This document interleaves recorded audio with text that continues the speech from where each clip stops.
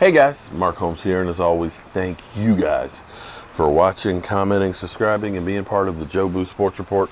Without you guys, this literally does not work. Man, this NFL season feels like a Game of Thrones. You know how in Game of Thrones, not the last, the last season, I just want to throw that away.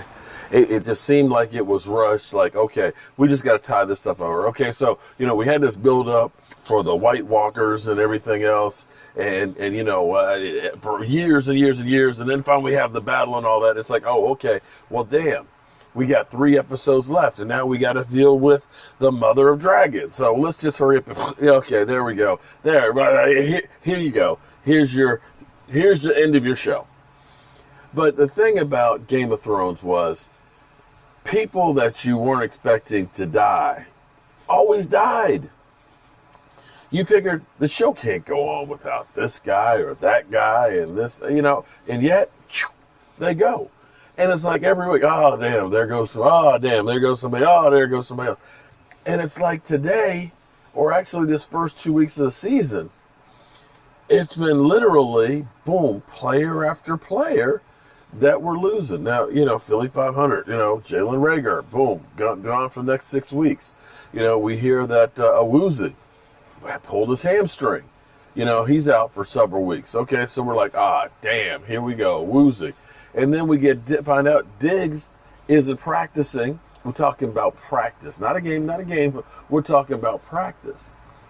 That he's not able to play or wasn't able to practice today. We don't know his status for this weekend, but it's a shoulder. So Brandon Carr, you know what?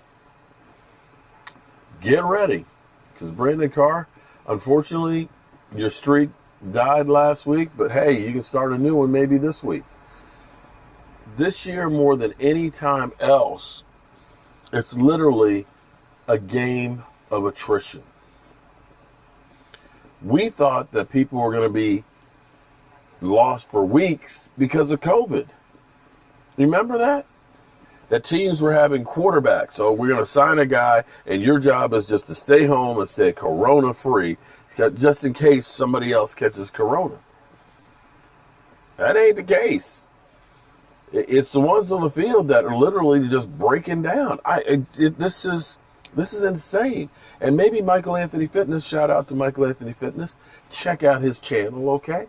A chip off the old block, Fat Philly, who's got Michael Anthony's belt, which I believe is going to be coming back here, but I'm not sure I want the belt back here. I don't know if I want that back after Philly's then had his cheesesteak eating, eggnog drinking, hands all over. I'm telling you, it's like, Mike, how about I buy you a new one?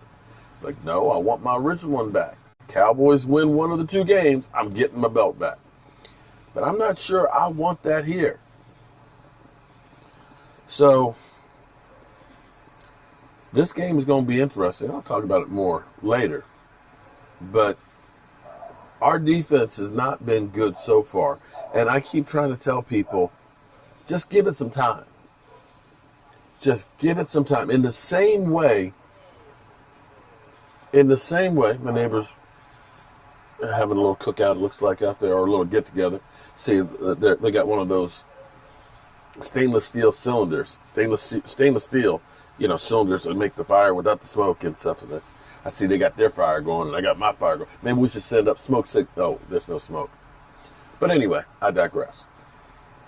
But in the same way, players are just getting themselves into shape. And hopefully, by the time they get themselves in shape, there's still some players left that haven't gotten knocked out.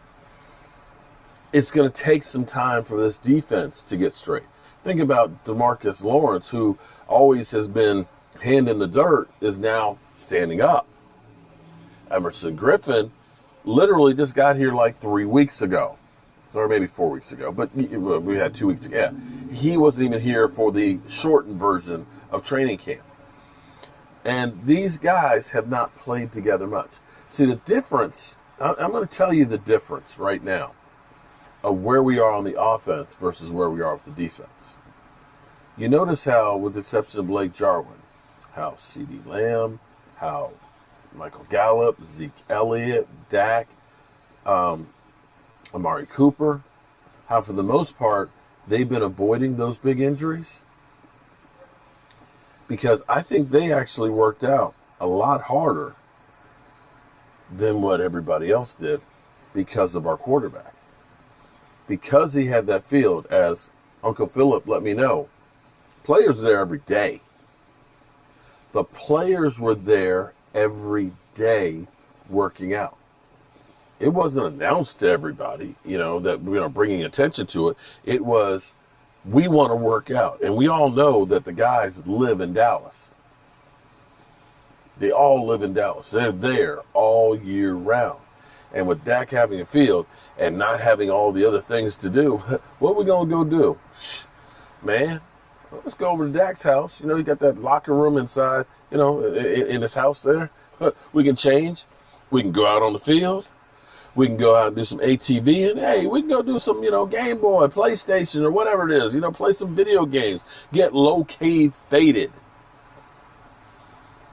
And I think that's why you see, actually, for the most part, the offense. Zeke Elliott seems to be a man on a mission and seems to be rejuvenated. Now, Amari had, a little tweak in there, but Amari is doing some great things. You're seeing a rookie in CeeDee Lamb already with 177 yards. And you're seeing Michael Gallup, using the butt cheek to make sure he makes a game-saving catch. And I think a lot of that is, and the reason why we haven't seen losing those guys is exactly that. We talking about practice, and they were able to practice because Dak Prescott had the field. But this season, more than anything else, than any other year, it's all about the depth, baby. If you only have some good frontline players and you're losing them left and right, you're screwed. And it may end up being, I don't want to say this, but having an Andy Dalton as a backup quarterback, just in case. Because by the end of the season, at this rate, it may look like the scab games back during that strike year. I'm not kidding. Sean Lee, Van Der Esch,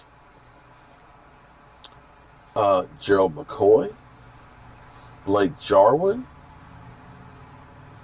Oh, right there. That's huge. So, Brandon Carr, I got your autographed hat. I got your autographed jersey. I got an autographed football from you. I'm going to pull that stuff out on Sunday just in case, because it's going to be a track meet. And I hope, you definitely get some pickle juice, because you're going to be running a lot, okay? You don't want to have no cramps. It's going to get crazy this weekend. But this game, like the other 13 that we have left, is really important. No more important than any other game, but every one of them are important. All right, y'all. I'll be back later before I go to bed. I just want to touch bases with you. I didn't feel like pulling the cover off the studio right there. But we got the dog. Simba's back. Got a Frankenstein scar on his back. Back of his hair has been shaved off. And he's sleeping right now. And you got to walk him with the harness. But his legs are moving, so he's not paralyzed. And I thought I was going to be staying down there. Down there. But I had to pick up the dog and bring him back home. So I'll be headed back there tomorrow morning. And probably stay down there for Thursday night. That's all I got right now. All right, y'all. I'm going to go in here and get me something to eat. Then I'm going to come back, do my fireside chat. I know this is a fireside chat, but it's not the fireside chat because my day's not over yet. It's not over yet. But I'm going to come back, do my fireside chat, and I'm going to take my happy ass to bed. I'll see you in a bit. Boom. We're going to leave that light on because we're coming back.